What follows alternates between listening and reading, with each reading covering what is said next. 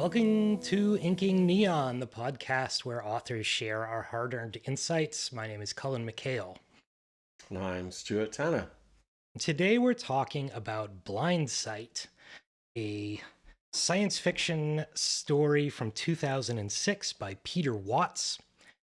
And we're doing something a little unusual for us because usually this would be the podcast where authors come on and tell us about the lessons they've learned while we're trying to write their magnum opus, ourselves included. But today we're looking back in time to 2006 to talk about a kind of cosmic horror novel called Blindsight and what lessons we can extract from it. And we're going to keep reading our favorite sci-fi books and sharing our insights from them as we go forward too.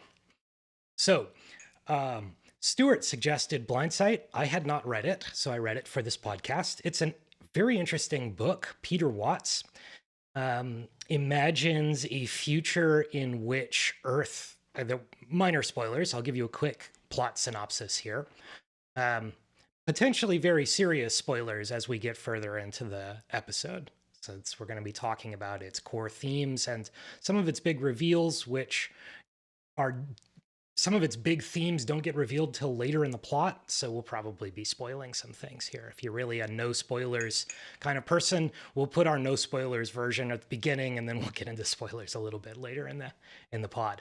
So, the low spoilers summary of Blindsight. This is a sci-fi in a future in which humanity has largely ceased to need to do very much. AIs are running most things, AIs and hyper-advanced specialists. The protagonist is someone whose job is to interpret what the hyper-advanced specialists do and say for public consumption, which is mostly just sort of a propagandist, I suppose. And in this world, the world is buzzed by alien scanners that quickly figure out that they think must be from a first contact with an alien species that scan the planet very quickly. So they put together a mission to go try to find the aliens and eventually make contact with them. That is our low spoilerage plot summary of Blindsight. Did I miss anything important, Stuart? No, I think that's it. It was a good summary. Okay, so focusing on a low spoiler kind of take on it and some of the lessons we might take away from it before we get into a more spoilery in the second half. What are some of your what attracted you to this novel, and what are some of the main things that we think we could probably try to learn from it? Well, because I'm a writer of science fiction myself, so I definitely look out for science fiction that I think explores ideas and proposes futures and creates scenarios which are more sort of at the fringe or not in the mainstream in a way. And I think that's definitely true of Blindsight. And, there's some very interesting ideas in there. For sure. Which we will be getting into. And so for me, I put it this way. If I was Borg, I definitely want to assimilate Peter Watts and Blindsight because I would like to add its uniqueness to my own. And as a sci-fi writer, that's what I'm sort of feeding off as I'm consuming the novel. It's like not only there really as a read, as a sort of sci-fi entertainment and everything, but as an arena, a firmament in which there's ideas which are actually pretty compelling and interesting, and ones that I think there's certainly parts of my synaptic activity that's danced around in the area of that firmament and had similar kind of ideas and thoughts, but never really plucked it out and developed it to the extent of Blindsight. So that's fascinating to me. I mean, I've taken other directions and explored them and, taken them to a novel conclusion. But with an awareness of this area well, and some of the interesting ideas in it have certainly been sort of wild frontiers in the sci-fi world, where firmament, which I've certainly kind of strolled into, and it sort of walked around a bit, and maybe not climbed as all the mountains yet, but I want to. That's a great way of phrasing that.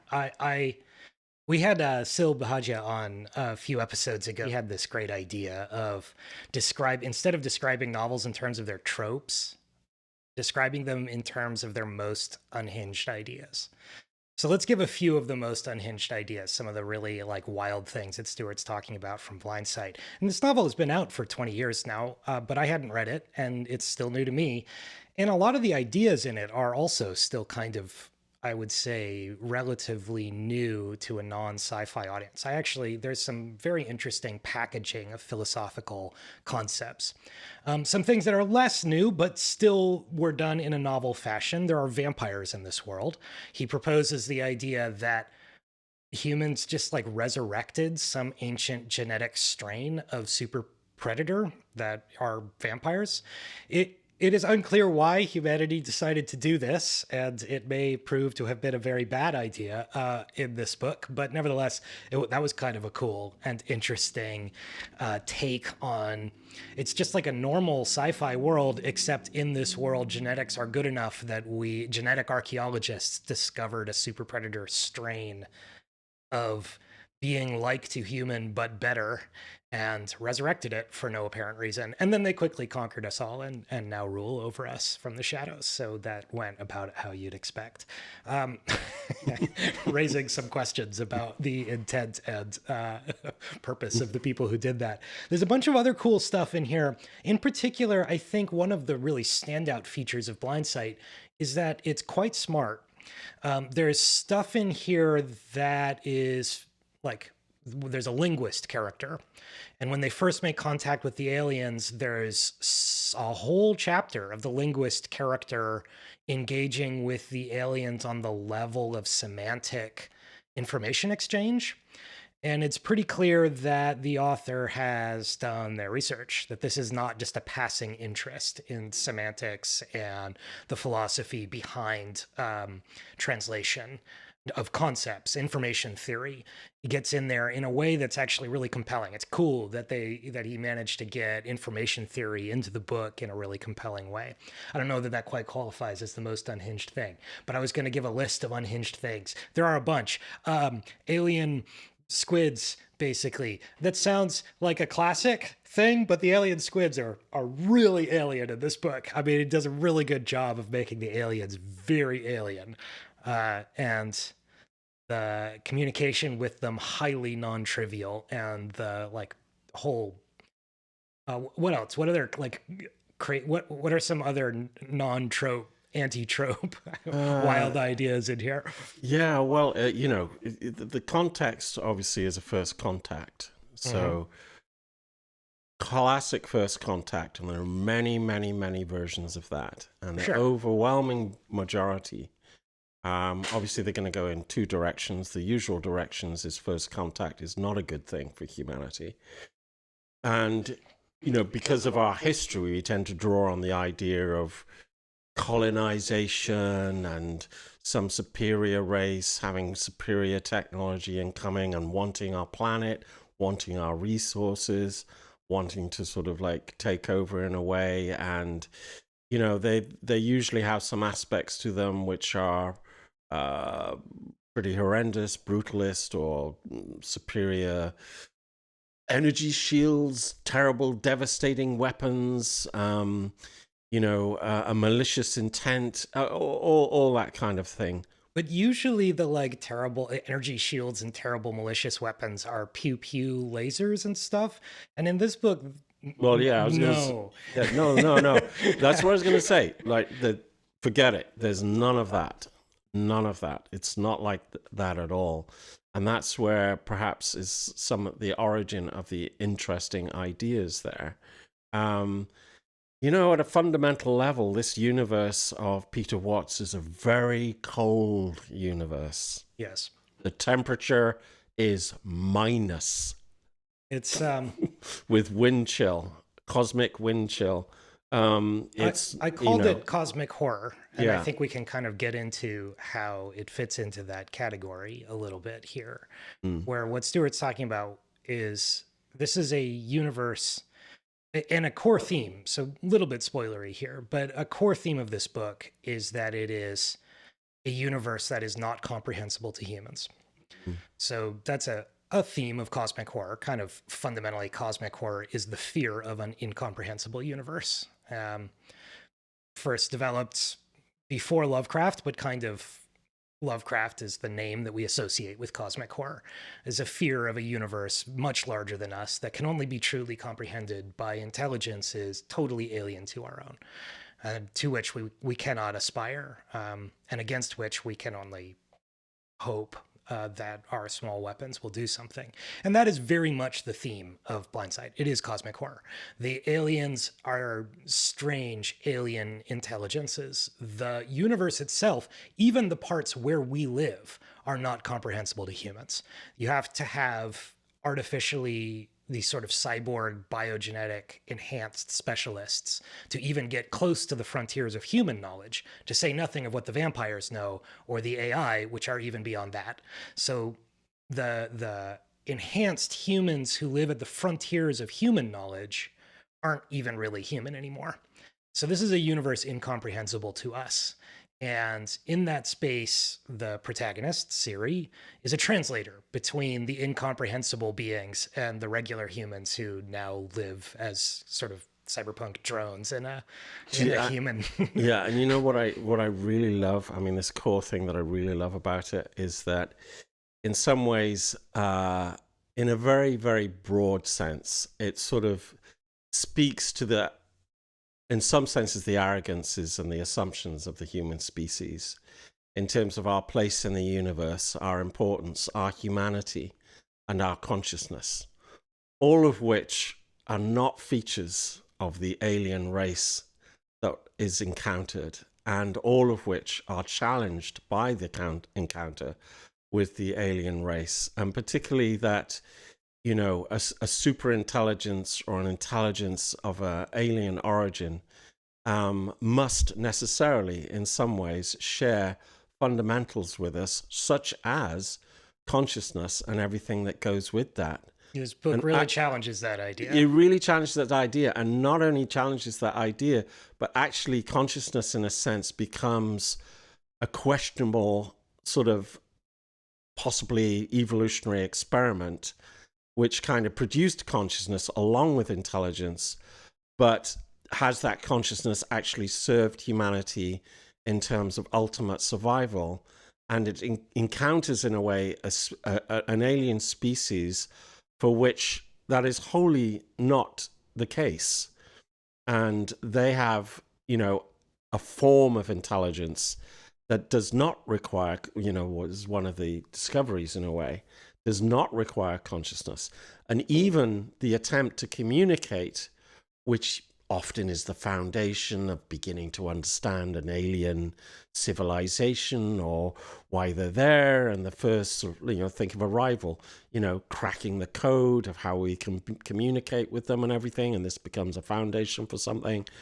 And sometimes not, but sometimes it is. But here, even the act of communication is received in a specific way by the alien intelligence, and it's not in a good way. Right. So there's a whole set of assumptions from humanity that being challenged. And I do love that, because this is the kind of terrain that I have strolled into myself and thought about, and particularly our assumptions of the importance of the centrality of consciousness in the universe, or the fundamental nature of consciousness in the universe, whether that is truly universal. I mean, in a way, it's a more modern version of the idea that there's something fundamental to the universe that unifies it, that gives it purpose, that in some senses is sort of designing it, controlling it, manifesting the inevitable sort of result, which is a human being with consciousness and all the rest that goes with it. That's an assumption. Core to so many sci-fi novels is the idea that humanity is somehow made in the image of God, that the universe itself that we are the universe knowing itself, that there's something beautiful about that, and that there's also, and perhaps more importantly, something inevitable about that. Not so for Peter Watts in Blindsight, really challenging fundamentally the idea that there is anything about humanity that is inevitable or even particularly desirable from the perspective of pure evolutionary pressure to survive. So we've strayed into definitely some spoilery territory in talking about this. So I'll edit in spoilers ahead as we start talking about the deeper themes, because some of the nature of the, obviously as a first contact narrative, the nature of the alien is something of a reveal.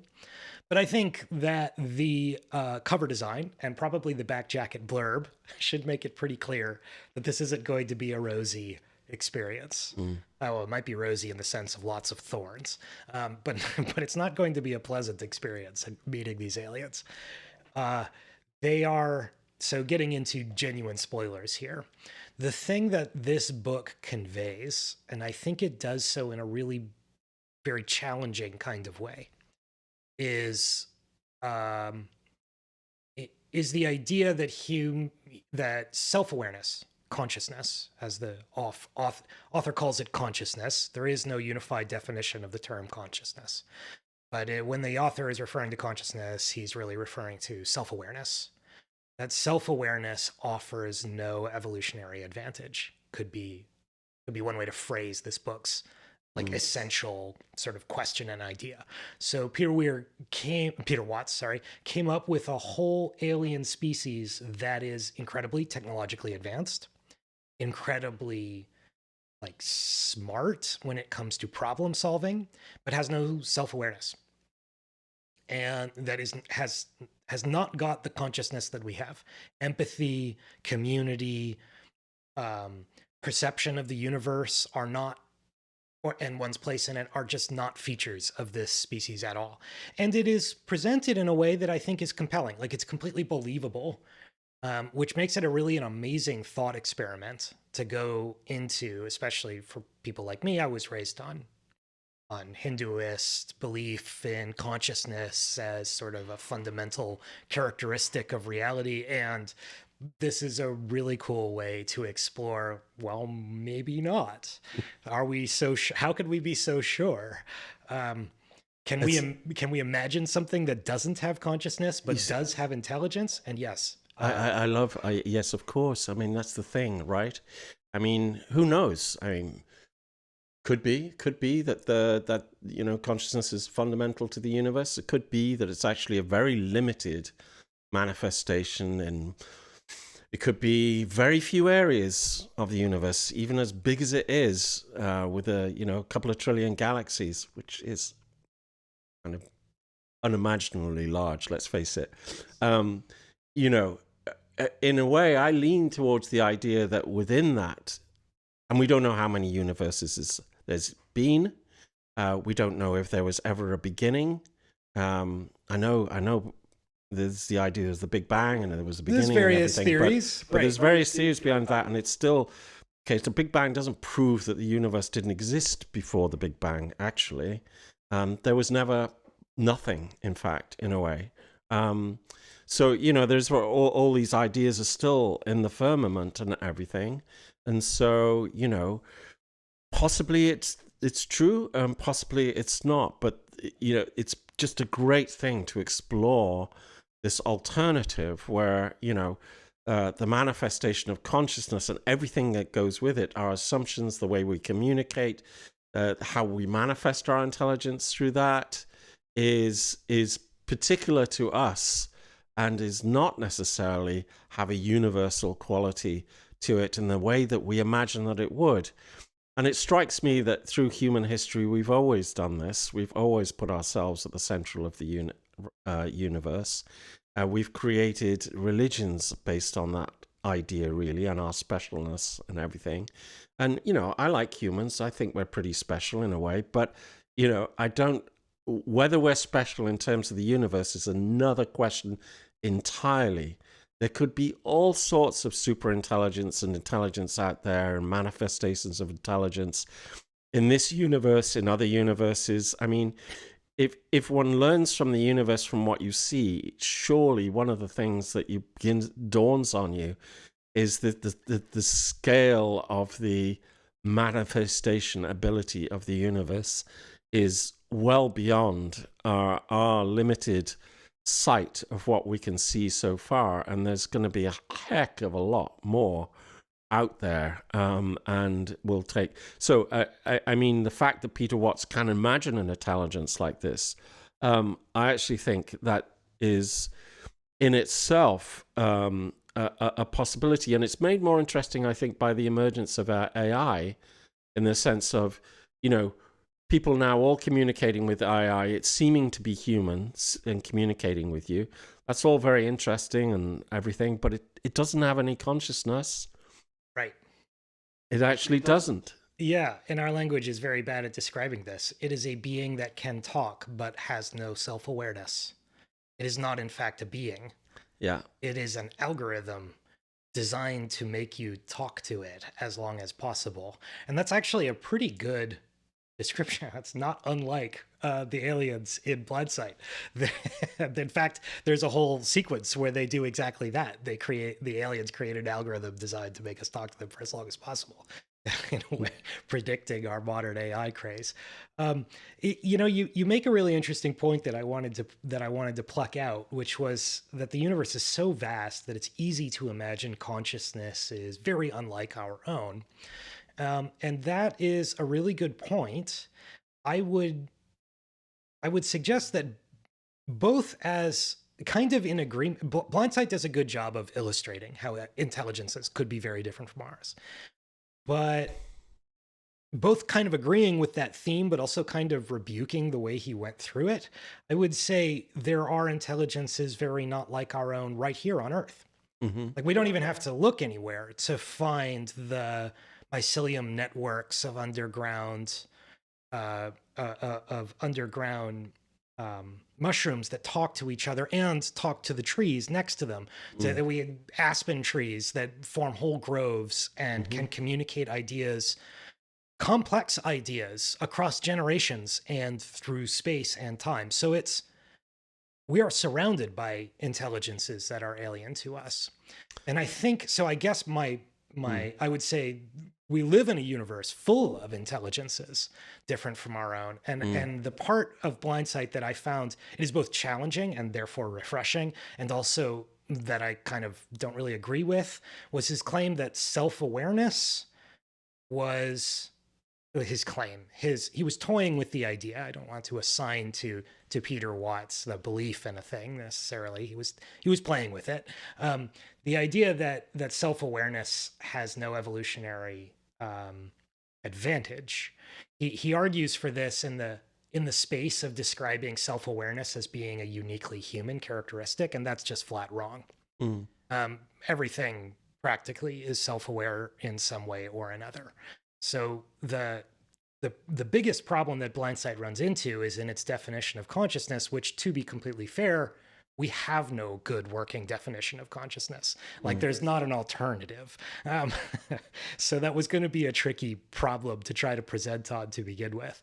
But I just think that it's really, it's sort of a nice palate cleanser to come away from fantasy where everyone looks like a human, right? Like, how many different variations on human. We've got short humans, we call them dwarves. We got other short humans, we call them hobbits, right? We got slightly taller humans, we call them elves. Like, they're basically humans. To come away from that and think about the other beings that inhabit our world. And in his case, he was really just drawing on octopuses, which actually have almost all the characteristics of their intelligence that he ascribes to his aliens.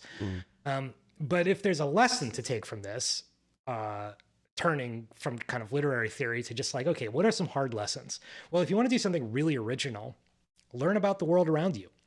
This book is full of deeply original takes on the concept of a first contact engagement. And those deeply original takes are all based on just like knowing about things that are at the frontiers of human knowledge. Like, describing aliens according to the terms that biologists now can describe an octopus, the intelligence of an octopus, which are tool using and have distributed brains and can see with their skin and can convey information to other octopuses through visual signaling. They may be smarter than us, but most of their brains are taken up moving their limbs around. The more you learn about the world, the more amazing stuff is at the frontier of human knowledge. And sci-fi is a great vessel for taking those ideas and saying, this is changing how we see the world. Learning about squids and octopuses is changing how we think about consciousness. We can put that in a book in a way that makes it really fun. Yeah, and I think that for that reason, I would say that Blindsight is enriching. It really is sort of a fine wine of ideas. Some of which I don't agree with. Yeah, that's okay.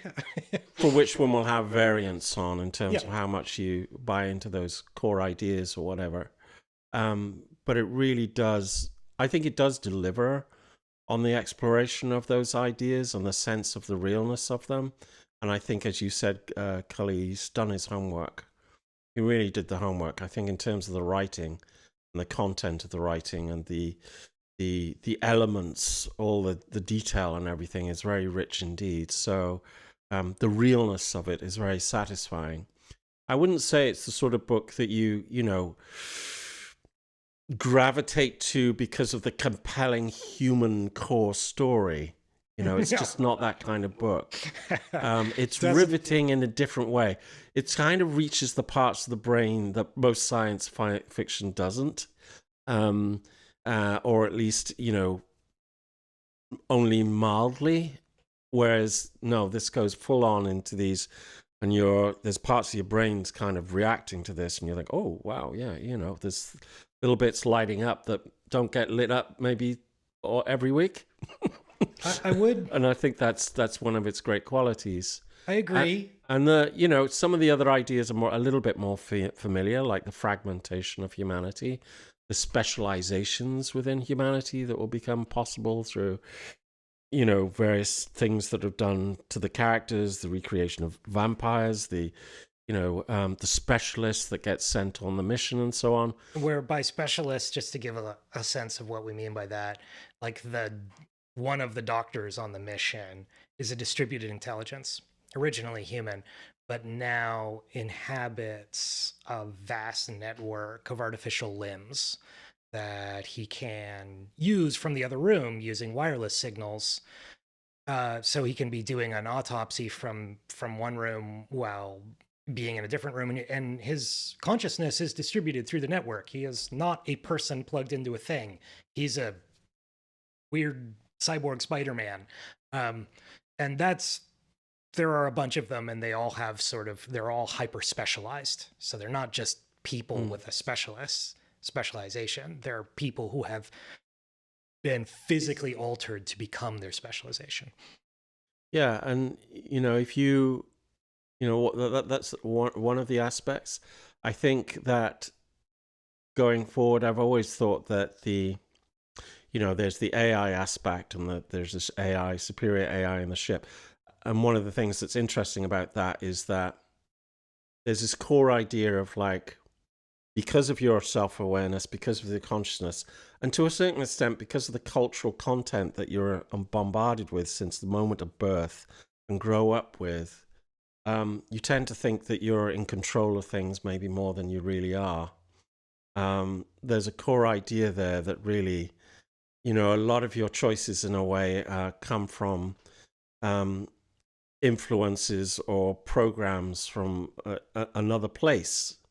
And that's an interesting idea for one, and it's not new particularly, but in this version of it, there's the ship AI in a way is manifestly much more in control and running the show than is originally the crew are aware of.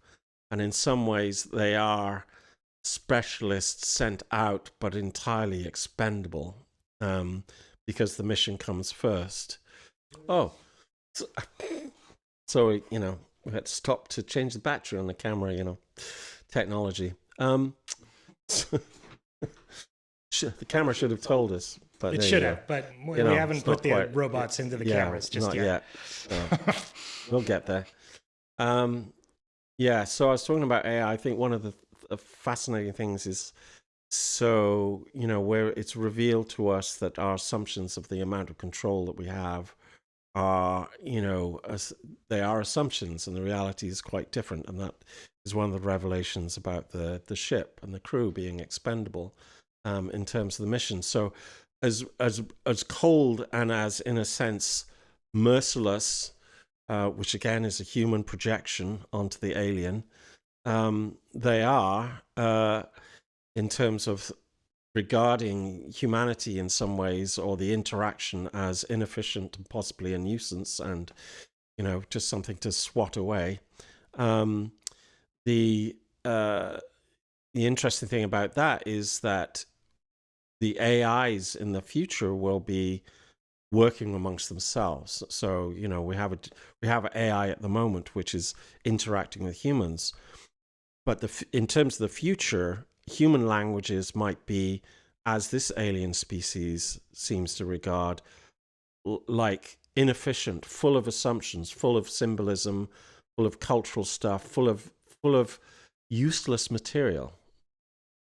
Even though we think it's precious because we grew up with it, it's been with us for 1.5 million years or whatever, or 300,000 years, and it seems vital, but it might not be as vital as we think.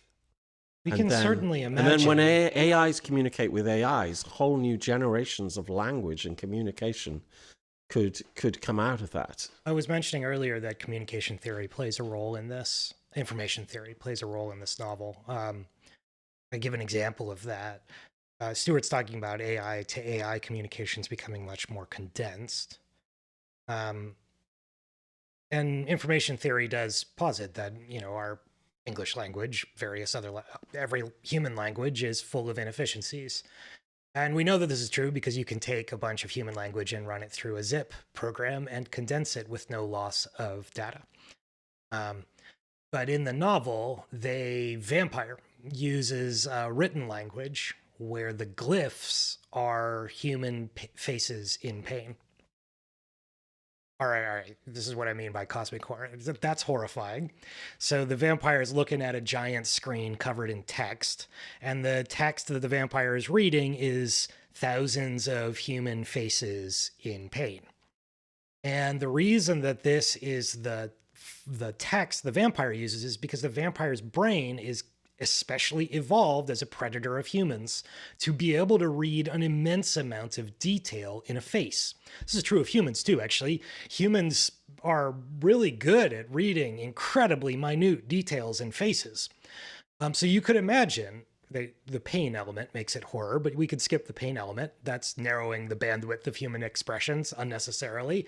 We could use glyphs made up of faces. Actually, we have. They're called emoji. And I think in this case, it's actually less efficient because you need more different emoji to express the different feelings that humans have than the letters it would take to describe them. But the idea of information theory does feed into this book. So the vampire has this like written language of agony that he claims gives him much more information density than regular text would. This is sort of an evil version of emoji. I suspect that he might be full of because I think he just liked looking at people in pain. Which brings me to maybe a criticism of this book. So in a moment, we'll turn away from Blindsight to look at kind of the lessons we can take from it, and in a larger sense, like what we as authors can do to try to achieve a similar effect. But a quick caveat: if you're listening to this podcast and you've never read this book, I would not want to recommend it to you without making the comment that this is a book. This is cosmic horror, as we mentioned. It is going to try to make you uncomfortable. The book is. It's going to try to make you, the audience, uncomfortable in a bunch of different ways, some of which I think are very welcome. I think having your ego challenged and your place in the cosmos challenged is healthy and interesting. But I also think that this book engages with violence there are a number of violent episodes in this book that I don't feel were particularly useful in that way. Like just people being really mean for no reason, not based on any particularly good scientific or psychological like reasoning. I think the book goes pretty hard at trying to make you uncomfortable, including, illustrating some domestic violence scenarios, nothing extremely explicit, but definitely in there in themes. Power dynamic exploitation and so on is in there too. Peter Watts goes about trying to make you uncomfortable in a bunch of different ways. Some of them would be very triggering to a survivor of domestic violence. Yeah, I think there's that, and one of the narrators, Siri, is someone who's lost half their brain. So in a way, one of the key people who's observer and commentator on what happens, and that's their role, is doing so from a point of view of, with half a brain, which is not a joke. Actually, it's like it's like in itself a distortion of humanity. So, there's discomfort there on another level, which is if you you have to be prepared to have some of the sacredness about the nature of humans and the value of humanity itself being questioned in a way. And also, it's not like humanity comes out well in this either, even though there's like the alien, and the alien is formidable and doesn't have intention, but the result is horrific in many ways and an existential threat to humanity and its existence. But interestingly, it seems like humanity itself has developed in a direction where it's created the circumstances for existential threat itself as well. So there's a double kind of like apocalyptic ending in terms of I'm not going to say what ultimately happens with the alien, but it's certainly not a resolution in terms of it's solved and gone away entirely. No, and I wouldn't expect that in cosmic horror. No, you go into cosmic horror kind of expecting that the problems are too big for us. Yeah, but the other one is that humanity is also creaking at the seams, to say the very least, in terms of its current manifestation of its society, its technology, its fragmentation, specialization on Earth, and there's every indication that things are going not particularly well. Yeah. I will add to my earlier criticism. I found the protagonist, Siri. You were bringing up the characteristic of the protagonist, Siri, that he has only half or some percentage of his organic brain still intact. And the author or the narrator, I'm going to assume that it is in this case an unreliable narrator, spends much of the book explaining to you that this is justification for psychopathic, atrocious behavior from Siri.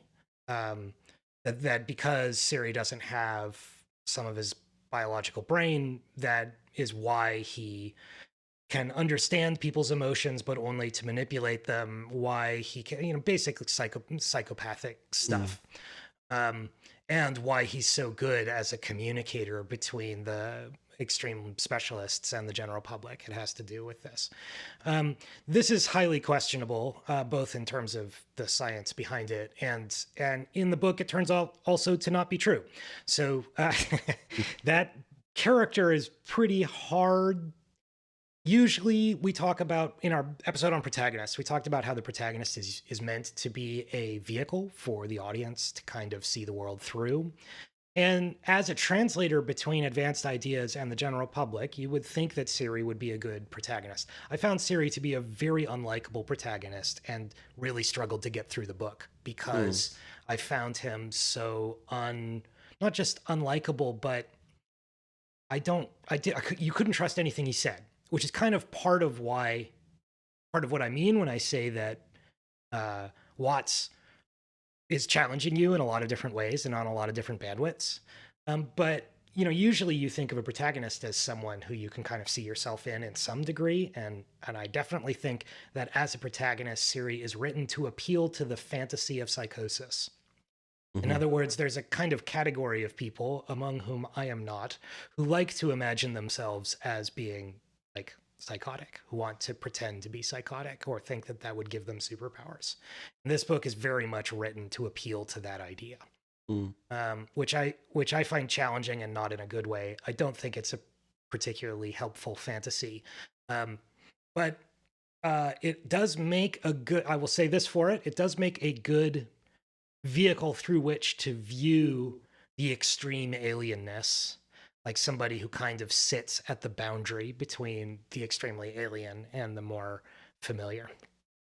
And also, in Peter Watt's defense, Siri turns out to be wrong. Like his empathy is actually fully functional. He's just ignoring it. Like a lot of those ideas are not correct in the narrative itself. Mm. Yeah, and I had this image of it's like the author is this sort of taking humanity in a sense and put them on the table and sort of dissected. There's a sense in which a scalpel has been applied in the sort of dissecting of humanity and its various parts and examining it in a way that yeah, definitely carries some fascination, but there's a part of it which is like the scientific experimentation that challenges the boundaries to a certain extent, and so there is definitely aspects of discomfort there, and I feel because of that it would not appeal to everybody For for sure. sure, and also that there would be others that would kind of admire the intellectualism of the effort, and it is um, definitely you know formidable maybe in that respect, and I can see why it's garnered the interest and the praise that it has For sure. because of that. Yeah. Um, but is it as we say in Britain, it's not going to be everybody's cup of tea. No, I agree. And this is definitely a novel that I would recommend with a few caveats. I think it's full of really interesting ideas. We've gone over what a few of them kind of are, but there's one thing talking about them and quite another to experience them in the kind of depth you get when you read the whole book. Okay, moving on from talking about the book itself, I want to focus for a few minutes on some lessons we could maybe take away from this. So we've mentioned one, that some of the great success of this book can be ascribed to a pattern of self enrichment through learning. In other words, that this book, the success of this book is really built on Watts having developed an interest in some obscure topics and learned a lot about them. This has become a theme of this podcast. I think every time we interview an author, we learn about their weird hidden interest that turned out to make their book so much better and more interesting. And I just think that the more weird hidden interests, the more special interests you develop, and the deeper your knowledge there, the more interesting your books are likely to become. So there's one lesson. What are some other lessons maybe we could take away and extract for our listeners? Yeah. Well, yeah. Like in terms of going back to the beginning of the podcast, I agree with all that, and I think that that's one of its great strengths. And as a writer, I do find that is enriching in a way, and I do admire. I mean, you can really see the work, I think, the evidence of the work that has gone into this book, in terms of the research, in terms of the writing, in terms of the thinking about it, And and the there's refinement of just those ideas. And so, exactly, you, there's no chapter that isn't playing with an idea in some yeah, really interesting and crunchy way. right. Like every chapter is turning something around and chewing on it and looking at it from different angles. There's just a lot of intelligence at work, and There is. And that, in that sense, that's laudable, and also a takeaway in terms of, being a science fiction writer or a writer of speculative fiction, because here you have the speculation in terms of, some really interesting ideas that are being explored and compelling in a compelling way, but also backed up by very good writing, I would say. It slightly veers towards the technical, I would say. So, to a certain extent, you might find that there's a certain viscosity there, density there, that is not always hugely appealing after a number of pages, but not to the extent that it's like, you'd put it down necessarily, I would say. That's definitely one of the flavors, though. for sure, I mean, as a technical journalist at my day job, I don't mind hard sci-fi and really hard sci-fi crunch. And this book is rich in it.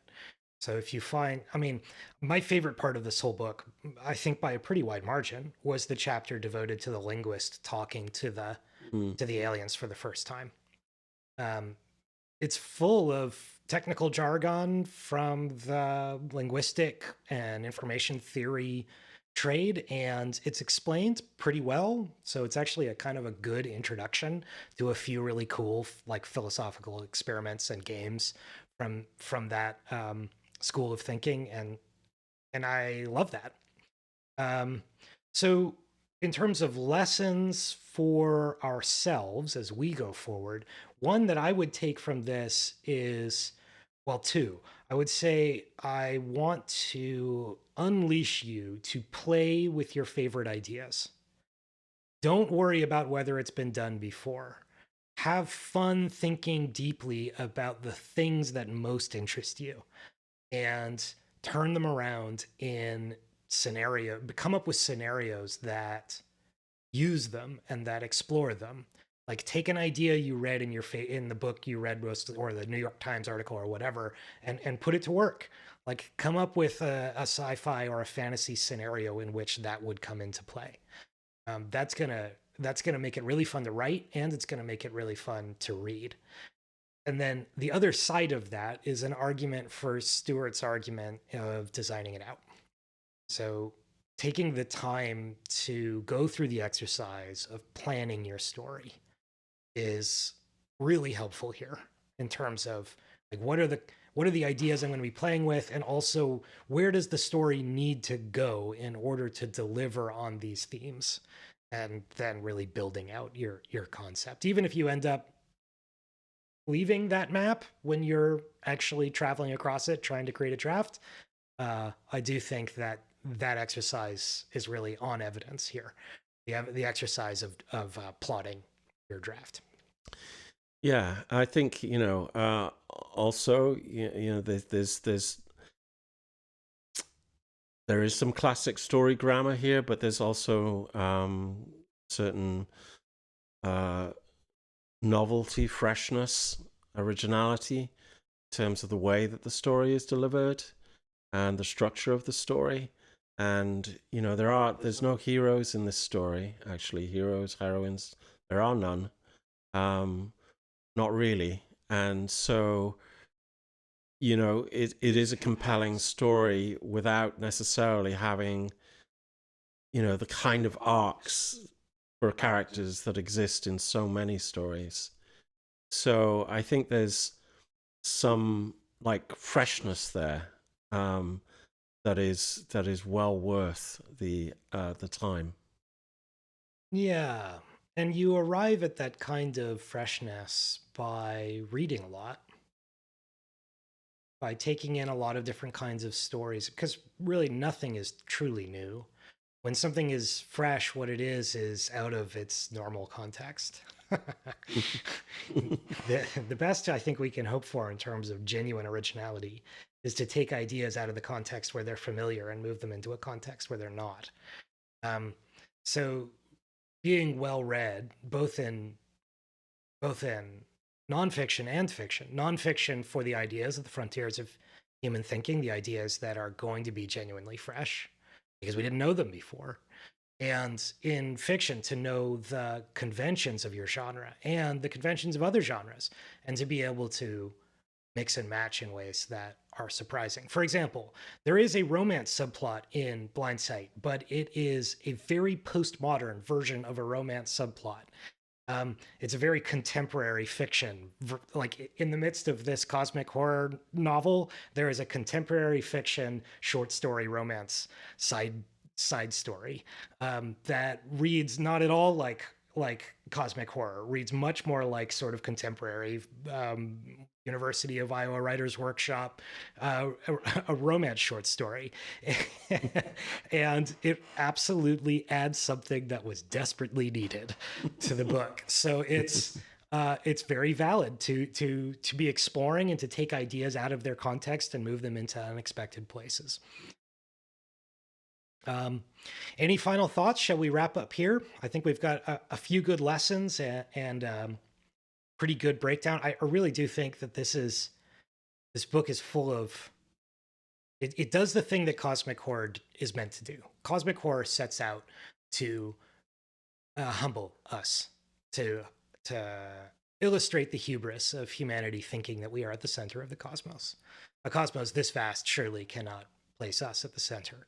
And cosmic horror does this typically by putting really big aliens out there that we cannot understand, whose brains can perceive a universe beyond our own.